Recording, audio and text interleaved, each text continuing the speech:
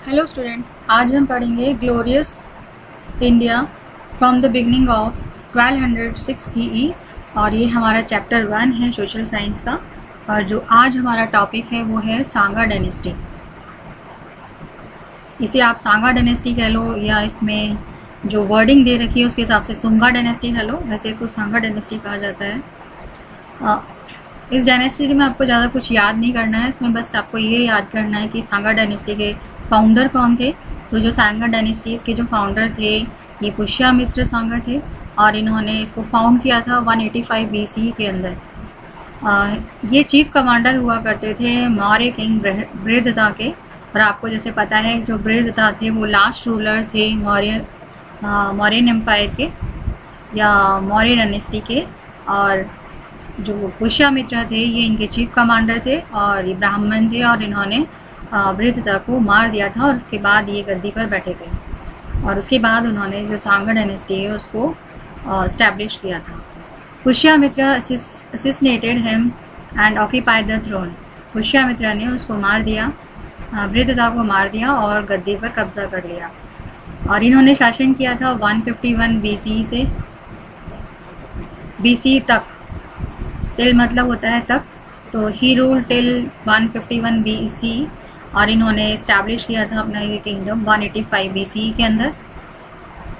ही conquered several Wars और उन्होंने कई लड़ाइयाँ लड़ी और इन्होंने अश्वमेध यज्ञ किया अपने शासनकाल में 2 बार। वेरी रिनोन्ड संस्कृत ब्राह्मणी पतंजलि और बहुत ही जाने माने जो संस्कृत व्याकरण में जो प्रख्यात जो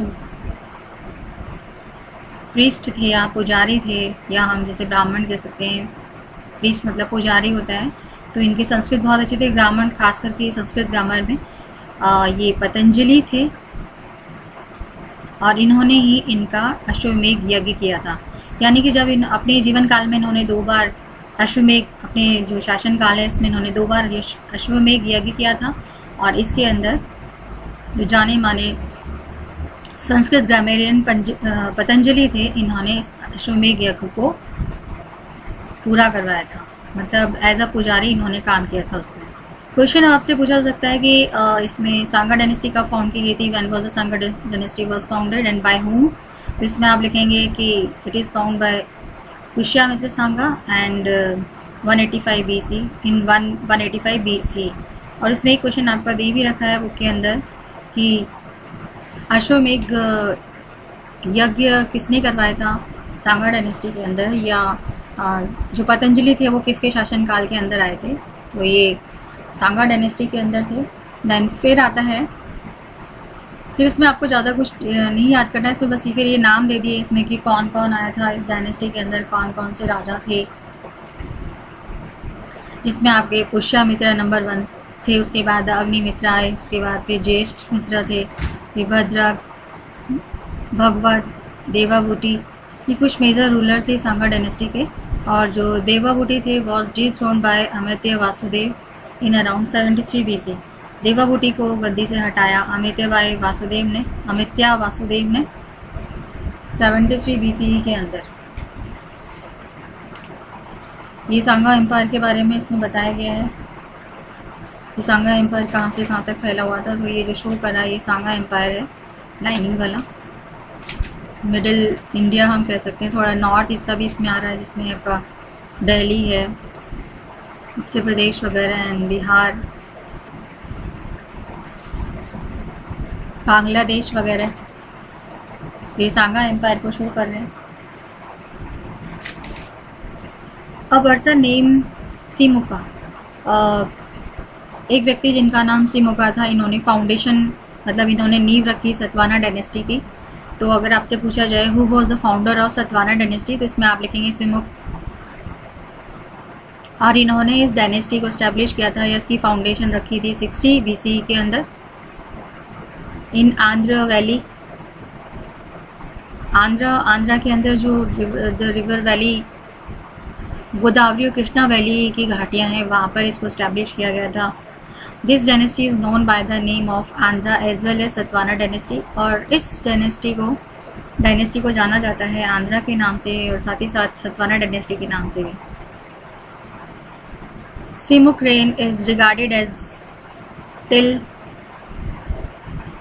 37 BCE। सिमुक का जो शासनकाल है उसको 37 BCE तक माना जाता है। आफ्टर दैट उसके बाद इनके बेटे आए सतकर्णी फर्स्ट, ये रूलर बने। Satakarni first develop the power, Satakarni first ने जो पावर थी उसको डेवलप किया and extent of Satavahana dynasty, और सतवाना डायनेस्टी को बढ़ाया काफ़ी ऊंचाइयों तक, महानताओं तक। सतकर्णी फर्स्ट परफॉर्म अश्वमेध यज्ञ, और अश्वमेधा यज्ञ जो सतकर्णी थे इन्होंने अश्वमेधा यज्ञ किया था। एंड थ्रू दिस, और इसकी वजह से ही स्टैब्लिश हिज इंडिस्प्यूटेबल एम्पायर, और इन्होंने अपना जो साम्राज्य था उसको बिना किसी लड़ाई झगड़े के बढ़ाया था across the entire south India. South India के अंदर his capital was a town name प्रतिष्ठान, और इनकी जो कैपिटल थी उस टाउन का नाम था प्रतिष्ठान, और मॉडर्न में हम इसको पठान बोलते हैं।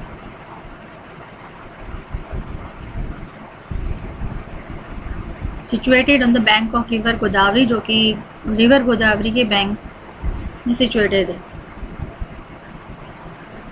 और कुछ सतकर्णी फर्स्ट के डेथ के कुछ समय बाद due to the invasion of by Sakyas, और जो साक्यास थे इन्होंने आक्रमण कर दिया था। इनके आक्रमण की वजह से जो सतवाना की पावर थी वो धीरे धीरे ख़त्म होने लगी and rule of Shaka Kshatrapa dynasty began in Maharashtra, और शाका क्षत्रपा की जो डायनेस्टी थी वो महाराष्ट्र के अंदर स्टार्ट बिगन हो गई थी, यहाँ उन्होंने स्टैब्लिश कर ली थी, और जिसको कि जाना जाता था वेस्टर्न क्षत्रपा डायनेस्टी के नाम से। कौतमी पुत्र Satakarni who was the 23rd ruler of Satavahana dynasty, इसको अंडरलाइन कर लीजिएगा।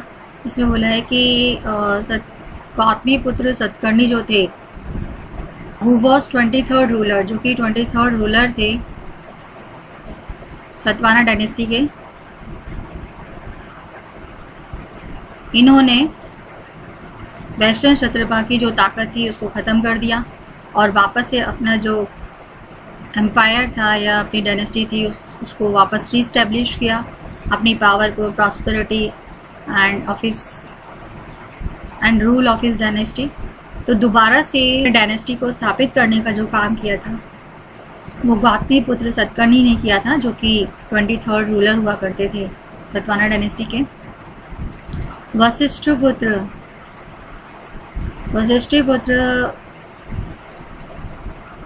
पुलुमवी गॉट मैरिड, और वशिष्ठ पुत्र पुलुमवी जो थे इनकी शादी हुई थी शाका महाक्षत्रपा रुद्रमन फर्स्ट की बेटी से। But the Rudraman snatched that empire land from him, लेकिन जो रुद्रमन थे इन्होंने उनके सारे ज़मीनों को उनसे छीन लिया, which he had occupied by defeated western Kshatrapa, जो कि इन्होंने जो वेस्टर्न क्षत्रपा से जीती थी। तो इसमें बता रखा है कि जो वशिष्ठ पुत्र पुलुमवी थे इनकी शादी हुई थी शाका महाक्षत्रपा रुद्रदमन फर्स्ट की बेटी से, लेकिन जो रुद्रदमन थे इन्होंने उनकी सारी ज़मीनों को उनसे छीन लिया, जिस पर कि इन्होंने कब्ज़ा कर रखा था कि इन्होंने वशिष्ठ पुत्र पुलुमवी ने क्षत्रपास को हरा करके तो वो इन्होंने वापस छीन लिया। यज्ञश्री सतकर्णी हु वॉज, उसके बाद आए Yajnashri Satakarni who was 27th ruler of Satavahana dynasty, जो कि 27 रूलर थे सतवाना डायनेस्टी के, और इन्होंने क्षत्रपा ऑफ उज्जैनी की कुछ जो ज़मीन का जो हिस्सा था उस पर कब्ज़ा कर लिया और वापस इन्होंने अपनी जो डायनेस्टी थी उसकी ग्लोरी को बढ़ाया। तो ये सब बता रहे हैं सतवाना डायनेस्टी के बारे में, किस प्रकार से सतवाना डायनेस्टी को कई बार छीना गया। सतवाना डायनेस्टी का जो एम्पायर था वो ख़त्म हुआ, उसके बाद दोबारा से उसको इस्टेब्लिश किया गया। और किस किसने इसको दोबारा इस्टेब्लिश किया?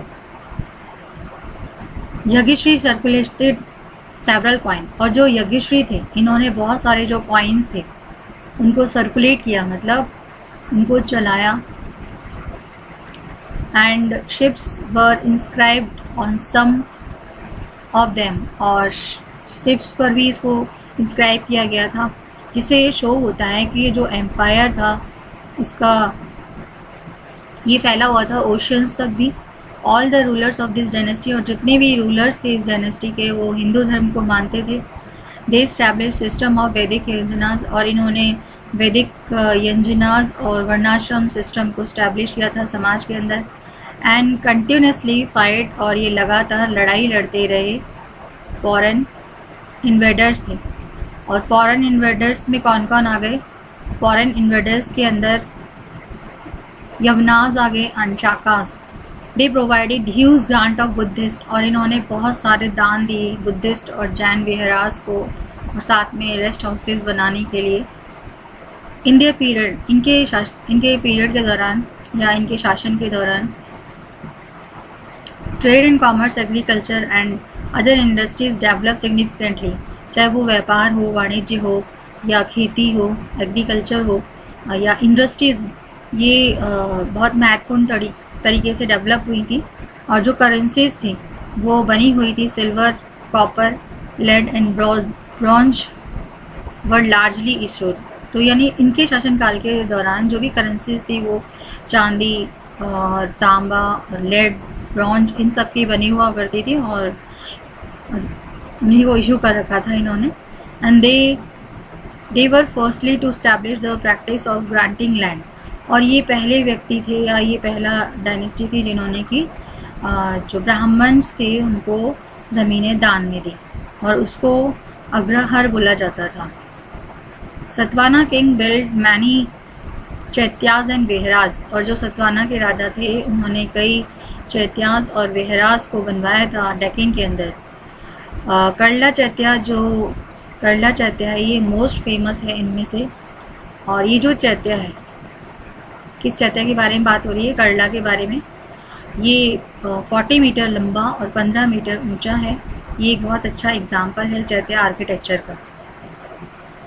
तो ये जो मैंने अंडरलाइन किया है, जो भी इसमें मैंने हाईलाइट किया है, वो सारा बता रहा है आपका सतवाना डायनेस्टी के बारे में।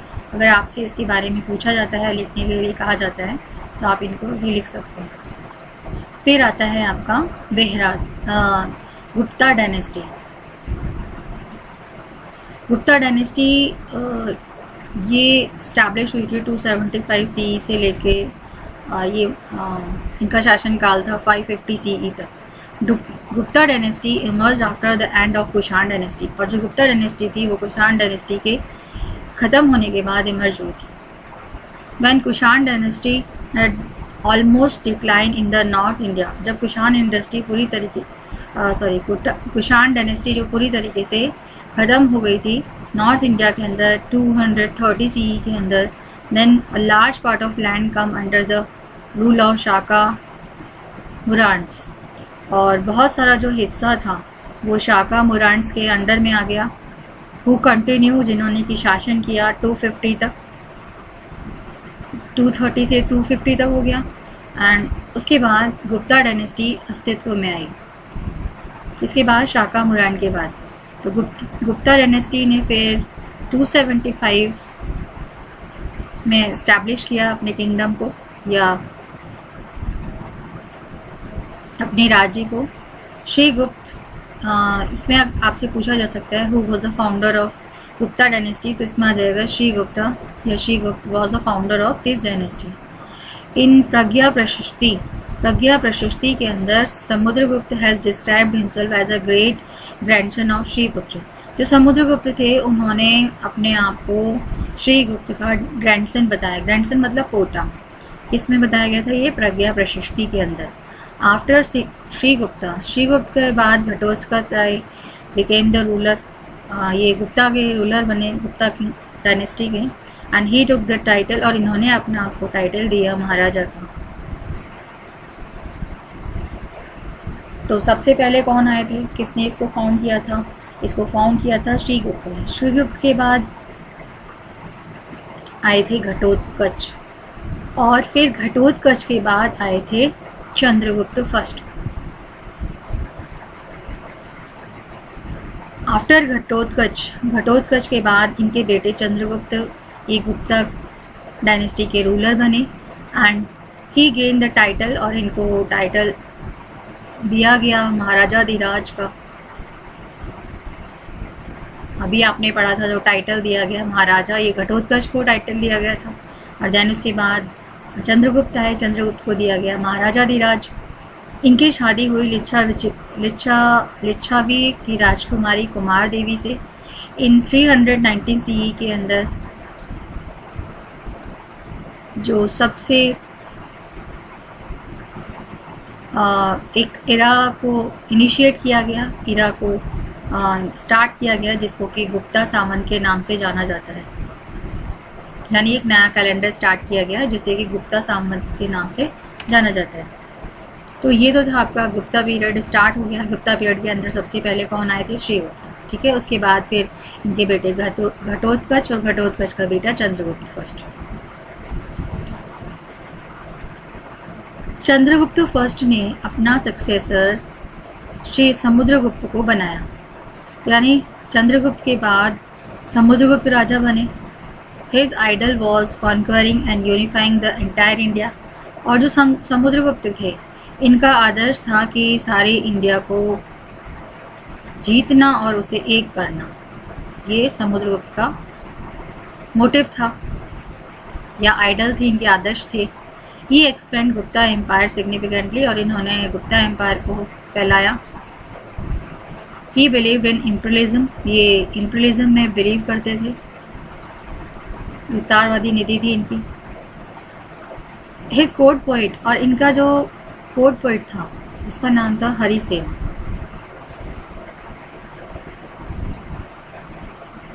हैज डिस्क्राइब अबाउट, और उसने डिस्क्राइब किया हिज विक्टोरियस मिलिट्री एक्सपेंडिशन, उसका जो भी विक्टोरियस मिलिट्री एक्सपेंडिशन जो भी उन्होंने खर्चा किया था मिलिट्री पर।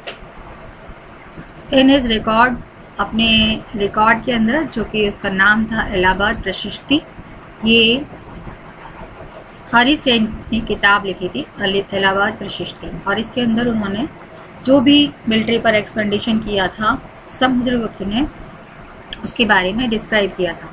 These records are inscribed on the same pillar, और ये जो रिकॉर्ड्स थे वो सेम पिलर पर डिस्क्राइब किए गए थे।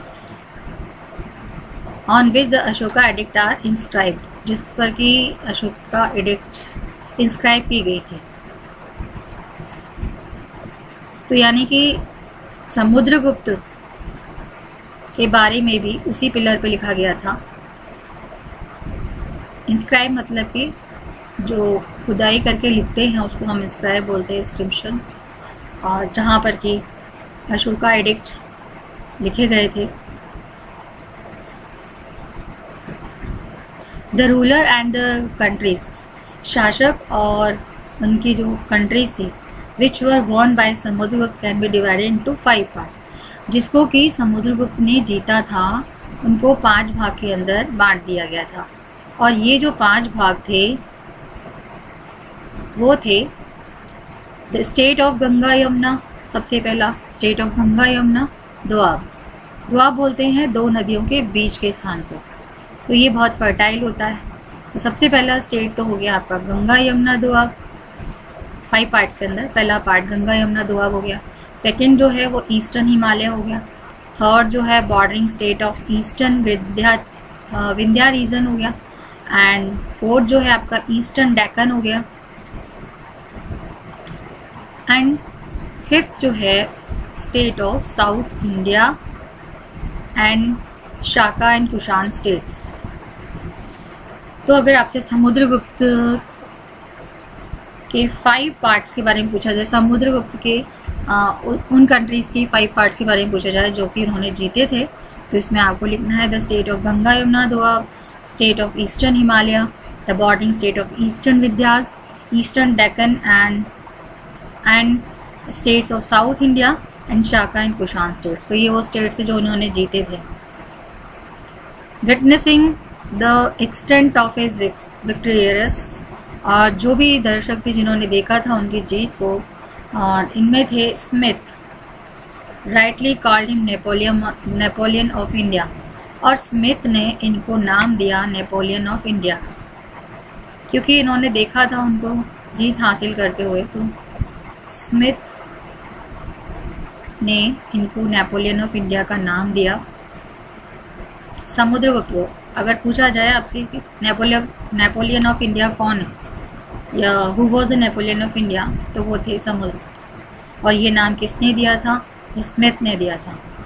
एज पर इलाहाबाद प्रशस्ति ही वॉज नेवर डिफीटेड, और इलाहाबाद प्रशस्ति के अकॉर्डिंग समुद्रगुप्त कभी भी कोई भी लड़ाई नहीं हारे। नेवर बी डिफीटेड मतलब नेवर डिफीटेड मतलब कभी नहीं हारे। तो जितनी भी इन्होंने लड़ाइयाँ लड़ी थी वो जीते थे। Samudragupta possessed a very powerful navy, और इन्होंने एक बहुत बड़ी नेवी पर कब्जा कर रखा था या नेवी बना रखी थी अपनी। to which he strengthened, और जिसको कि इन्होंने मजबूती प्रदान की थी his foreign relation, जो भी इनके विदेशी संबंध थे उनके through.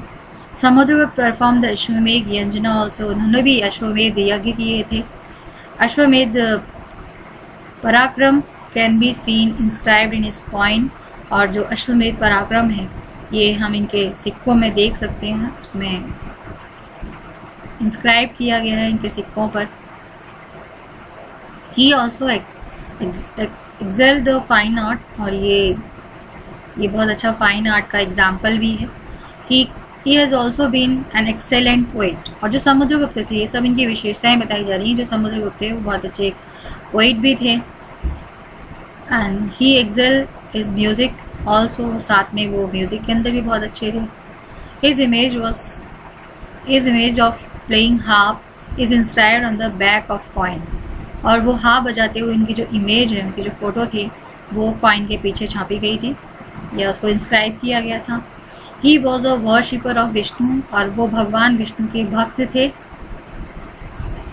But he had equal regard for all other religions, लेकिन इन्होंने सभी धर्मों का बराबर सम्मान किया।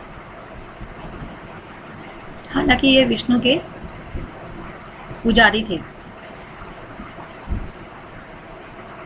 देन फिर आता है चंद्रगुप्त सेकेंड। चंद्रगुप्त सेकंड जो थे ये समुद्रगुप्त के बेटे थे, और इन्होंने शासन किया था 380 CE से लेकर 412 CE तक। अभी BC था, BC हमेशा पीछे चलता है और CE जो होता है वो हमेशा आगे की तरफ बढ़ता है। ही ऑल्सो कॉल्ड देवराजा देवागुप्ता, और इनको देवा राजा और देवागुप्ता के नाम से भी जाना जाता है, या इनको देवा राजा और देवगुप्त के नाम से बुलाया जाता था। ही एक्सपेंडेड हिज एम्पायर, और इन्होंने अपना पूरा जो साम्राज्य था उसको बढ़ाया था मैरिज अलाइंसेस के थ्रू या विक्टोरियस के जरूर, यानी या तो शादी करके वो रिश्ता जोड़ करके वो अपने साम्राज्य को बढ़ाते थे, या वो जीत हासिल कर लिया करते थे। He got his daughter Prabhavati married to Vakataka king Rudra से, और इन्होंने अपनी बेटी प्रभावती की शादी की वकातका के राजा रुद्रसेन से।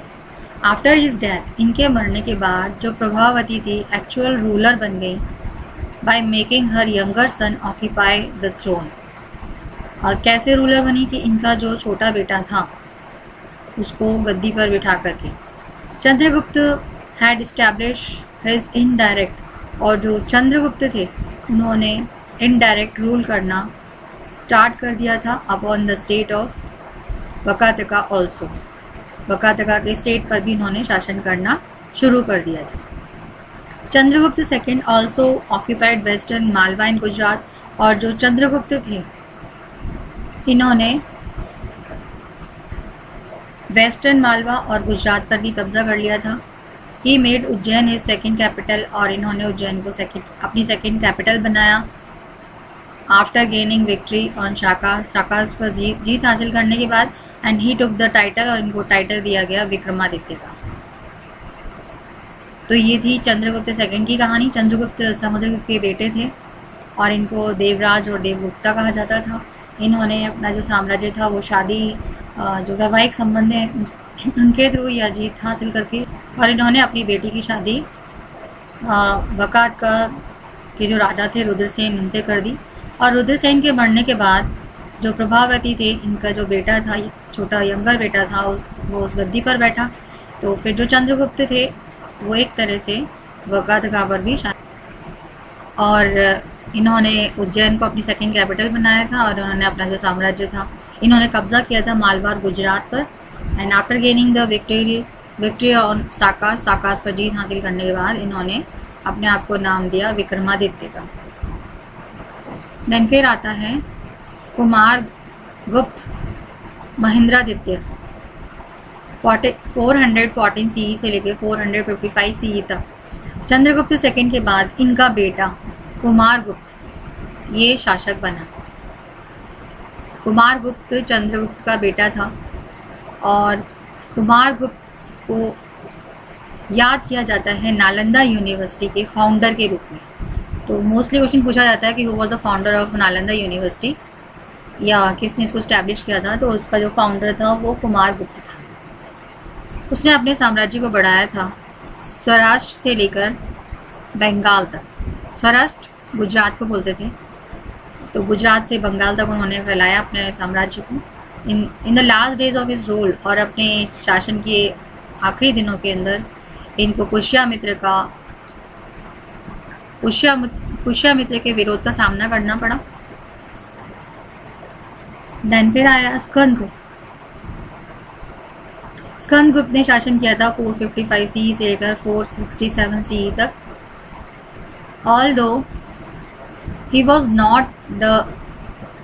not the eldest son, हालांकि वो बड़ा बेटा नहीं था Skandagupta became the successor of kingdom, वो सक्सेसर बना साम्राज्य का। बड़ा बेटा न होने पर भी सक्सेसर बनाया गया उसको साम्राज्य का। It is known for Junagadh edict, और ये जानकारी मिलती है जूनागढ़ एडिक्ट से, that Skandagupta renovated the Sudarshan lake which was build by Mauryan ruler. ये क्वेश्चन भी आपका बुक के अंदर दे रखा है कि सुदर्शन लेक को किसने रिनोवेट कराया था। तो सुदर्शन लेक को स्कंदगुप्त ने रिनोवेट कराया था, जो कि बनाया गया था मौर्यन रूलर के शासनकाल के दौरान। It has been mention in Junagadh edict, और ये भी जूनागढ़ के एडिक्ट के अंदर लिखा था that while ascending the throne Skandagupta had to confront the deadly Huns, और जब ये सिंहासन पर बैठे तो इनको सबसे ज़्यादा खतरनाक जो प्रजाति थी हुनास, इनका सामना करना पड़ा। In disgust of Mlecchas finally Skandagupta defeated Hunas, और फाइनली जो स्कंदगुप्त थे इन्होंने हुनास को हरा दिया।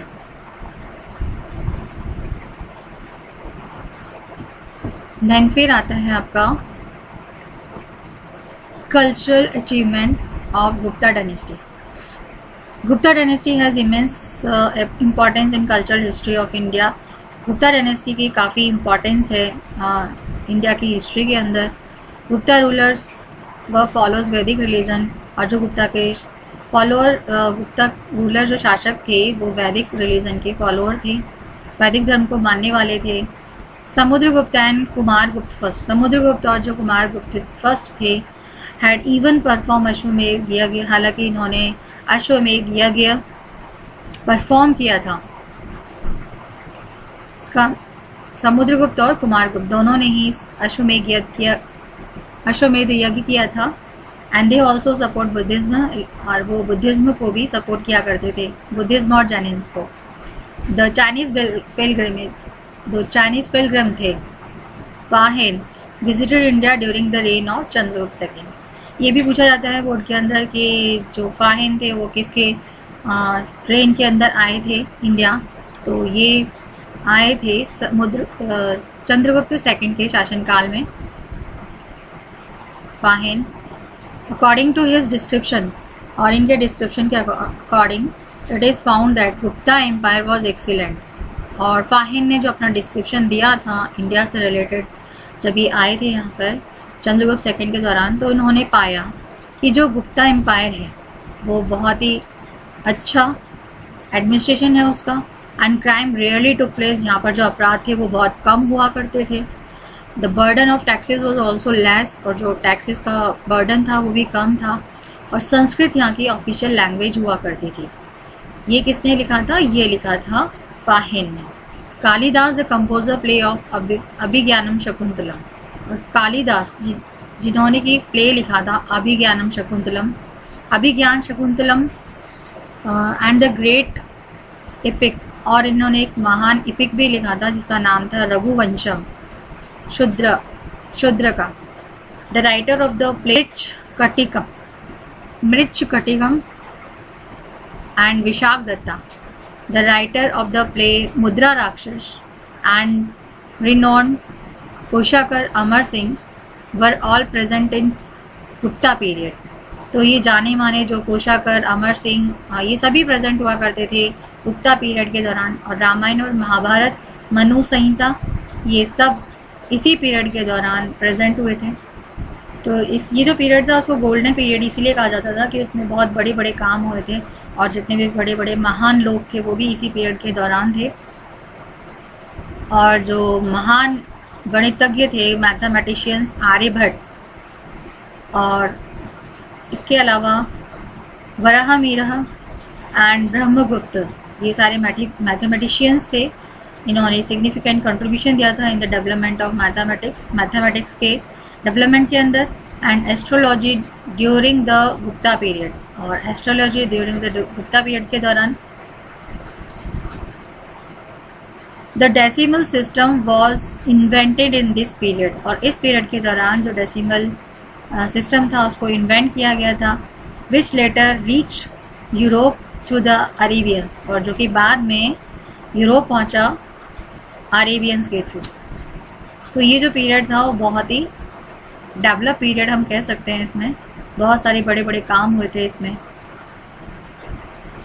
Evidence of architecture, painting and metallurgical science obtain from the remain of Jhansi, Kanpur, from Ajanta cave, और जो भी रिमेन्स हैं वो मिले हैं आर्किटेक्चर, पेंटिंग और मेटलर्जिकल साइंस से रिलेटेड झांसी और कानपुर के अंदर अजंता की केव से, and from the iron pillar, और आयरन पिलर से जो कि महरौली के अंदर लोकेटेड है। और इसकी जो हाइट है आयरन पिलर की वो 80 फीट है। आयरन पिलर जो कि महरौली के अंदर लोकेटेड है, और इसकी खासियत ये है कि इसमें कभी जंग नहीं लगता है। ये हमेशा सर्दी बरसात धूप में ऐसे ही खड़ा रहता है, लेकिन इसमें कोई जंग नहीं लगा है, रस्टेड फ्री है ये। और 80 फीट की सबसे जो बड़ी लंबी कॉपर का स्टैचू मिला है बुद्ध का, सिचुएटेड इन नालंदा, जो कि नालंदा के अंदर सिचुएटेड है, and from 7.5 feet tall copper statue भी मिला है बुद्ध का सुल्तानगंज के अंदर। तो ये सब शो कर रहे हैं कि उस टाइम कितना डेवलप हो चुका था, कि बड़े बड़े स्टैचूज वगैरह या ऐसी चीज़ें बनाई गई हैं जो बनाने के लिए इंसान को सोचना पड़ता है। तो ये तो था सारा गुप्ता पीरियड के अचीवमेंट्स के बारे में।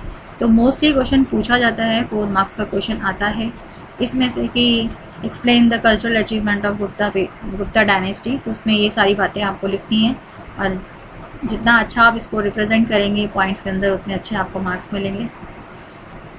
देन फिर आता है आपका society was traditionally divide into 4 part, और जो सोसाइटी थी उसको ट्रेडिशनली डिवाइड किया गया था गुप्ता पीरियड के अंदर 4 पार्ट्स के अंदर। और द प्लेस ऑफ ब्राह्मण वॉज, और ये जो 4 पार्ट्स थे वो थे ब्राह्मण, क्षत्रिय एंड वैश्य एंड शूद्रास। और इनके अंदर जो ब्राह्मण्स थे उनको सबसे ऊंचा दर्जा दिया जाता था समाज के अंदर, ब्राह्मण्स को। और इनका जो काम था कि वो their duties were studying, teaching, performing yajnas, था कि ये पढ़ें पढ़ाएं और साथ में यज्ञ हवन करें, दान लें एंड चैरिटी। और क्षत्रिय जो थे, फिर सेकंड जो पार्ट था वो था क्षत्रियों का। तो क्षत्रिय थे वो रिस्पॉन्सिबल थे राष्ट्र को बचाने के लिए, अपने राष्ट्र की रक्षा करने का काम जो था वो क्षत्रियों का हुआ करता था। देन फिर आते थे वैश्य का जो ऑक्यूपेशन हुआ करता था वो व्यापार करना और ट्रेड एंड कॉमर्स था, व्यापार और वाणिज्य का था, यानी देश विदेश जाके व्यापार करना इनका काम था। और जो चौथा पार्ट था वो था शूद्र का। तो शूद्र जो थे वो तीनों और जो ऊपर तीनों जो पार्ट्स थे उनको सर्विस प्रोवाइड का काम किया करते थे, सर्विस दिया करते थे, अपनी सेवाएं प्रदान किया करते थे। In Gupta period the bond of occupation contest to caste had started to get weaker. और उस समय गुप्ता पीरियड के दौरान जो ऑक्यूपेशन का जो बाउंड था, कॉन्टेक्स्ट टू कास्ट, कास्ट से related, had started to weaken, ये कमज़ोर पड़ने लगा। इवन आफ्टर ऑल दिस, इन सब के बाद भी the basis of caste was birth instead of skill and actions. मतलब कमज़ोर होने के बाद भी जो बेस था कास्ट का वो जन्म हुआ करता था बजाय स्किल और एक्शन के। तो कास्ट सिस्टम स्टार्ट हो गया था। And womens had important place in the society, और जो औरतें थी उनका एक इम्पॉर्टेंट प्लेस हुआ करता था समाज के अंदर। द रिलीजियस एक्टिविटीज़, और जो भी रिलीजियस धार्मिक क्रियाकलाप जो होते थे, द प्रेजेंस ऑफ वाइफ, ये वाइफ के प्रेजेंस में होते थे, अलॉन्ग विद द हस्बैंड, यानी हस्बैंड और वाइफ दोनों ही ज़रूरी होते थे कोई भी अगर धार्मिक कार्य किए जाते हैं उसमें। और इसके अलावा जो औरतें थी उनको एजुकेशन प्रोवाइड की जाती थी। और वेल मतलब पर्दा सिस्टम नहीं हुआ करता था उस समय। At that time 8 type of marriage were prevalent, और उस समय 8 प्रकार की शादियाँ हुआ करती थी। द प्रैक्टिस ऑफ स्वयंवर ऑल्सो प्रिवलेंट, और स्वयंवर जो होता था वो भी उस समय हुआ करता था। एंड इसके अलावा मुद्रा, वक्षक्ति एंड कर्णा, अंबस्था, परसवा एंड उग्र, ये कुछ कास्ट थी, मिक्स्ड कास्ट हुआ करती थी गुप्ता पीरियड के दौरान। विच वर एग्रेसिव, जो काफ़ी एग्रेसिव हुआ करती थी। एग्रेसिव मतलब बहुत गुस्से वाली। Kayasthas was a section of class during the Gupta period, और कायस्था वो सेक्शन था जो नई क्लास के रूप में आ रहा था गुप्ता पीरियड के दौरान। But later it emerged in the form of a caste, लेकिन बाद में फिर ये कास्ट के रूप में इमर्ज हुआ। Womens have been identically depicted in literature of Gupta period, और आइडियलिस्टिकली डिपिक्टेड। और गुप्ता पीरियड के दौरान जो औरतें थी वो आदर्शपूर्ण शो की जाती थी, और इसमें ये दिखाया जाता था कि जो वुमेन्स है वो भी पढ़ी लिखी हुआ करती थी। In case of not having son, और अगर बेटा नहीं होता, the wife had the initial right to her husband property, बेटा नहीं होने पर जो पत्नी होती है उसका अधिकार होता है हस्बैंड की प्रॉपर्टी पर। तो ये तो था गुप्ता पीरियड सोसाइटी के बारे में। तो मोस्टली सोसाइटी पूछा जाता है या गुप्ता पीरियड का अचीवमेंट पूछा जाता है, तो ये 2 चीज़ें पूछी जाती है जो आपको एग्ज़ाम में लिखनी होती है। वर्धना डायनेस्टीज़ के बारे में मैं आपको नेक्स्ट वीडियो के अंदर बताऊंगी। तब तक इसमें आप देख लीजिए गुप्ता एम्पायर के अंदर कहाँ कहाँ तक था। कॉन्क्वेस्ट यानी जीते हुए जो एम्पायर थे चंद्रगुप्त ने जीते थे उसके बारे में बता रखा है। जो वाइट कलर में शो कर रखा है ये समुद्रगुप्त का शासनकाल था, यहाँ पर समुद्रगुप्त का शासन था। और जो ऑरेंज कलर में शो कर रखा है ये चंद्रगुप्त सेकंड ने इसको एक्सटेंड किया था। तो ये गुप्ता एम्पायर का शासनकाल है। तो आपको याद करना है मगध पाटलिपुत्र कहाँ पर है, ये पूछे जाते हैं। वकातक और ये कदम्बा, पल्लवा, स्फलिंगा, ये सारे जो जगह हैं ये चोला चेरा। तो आज जितना मैंने पढ़ा है इसको पढ़ना है। Okay bye, have a nice day.